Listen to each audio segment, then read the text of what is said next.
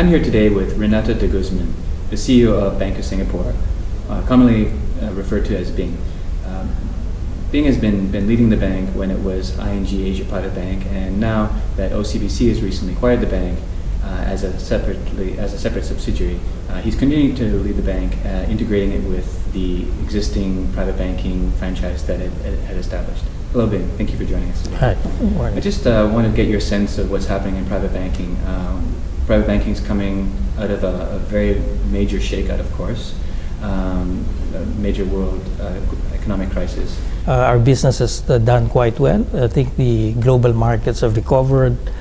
So year to date, we're running at way above our last year's revenues and net operating profit. So it's been healthy recovery from the crisis, and that's reflected also in our revenues, our net operating profit. Our cost to income ratio has come down significantly. So we're looking at a very a good recovery year as far as private banking of Bank of Singapore is concerned. What's your profit growth been like in this period?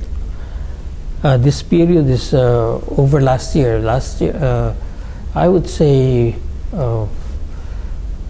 maybe 30% over last year. What have your challenges been in establishing a brand? Because Bank of Singapore will be unknown. I mean, you'd of course carry over some of your clients from the old Yeah, bank, right. while losing some along the way, I suppose. But I mean, now to attract new clients, you have to really establish the Bank of Singapore brand.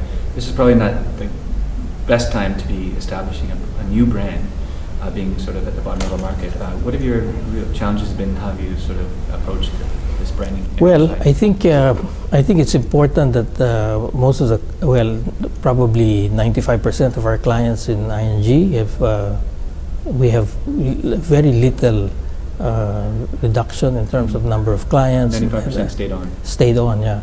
And then also in terms of then we merged the OCBC Private Bank into Bank of Singapore.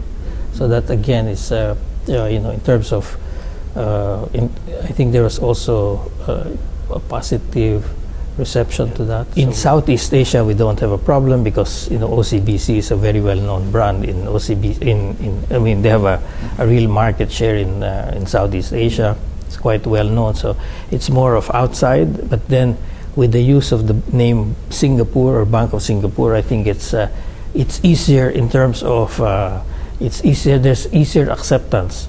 Even up to the Middle East and up to Europe, there's been acceptance of the brand very easily. Is Singapore accepted as sort of the Switzerland of Asia? I mean, That's do right. you see it as a private banking hub? Yes.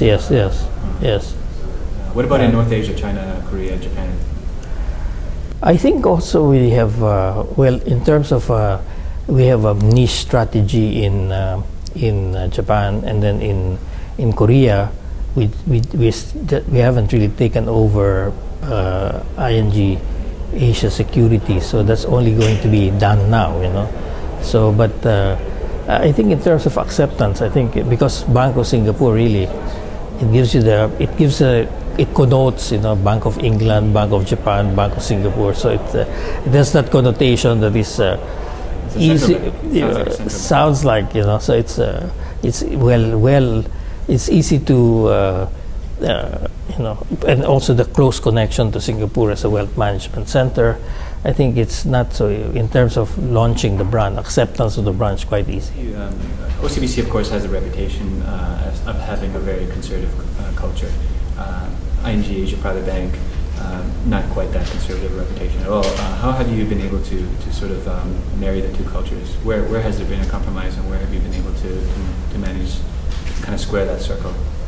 Well, I think let's just say probably that they didn't really have the full suite of offering in OCBC Private Bank.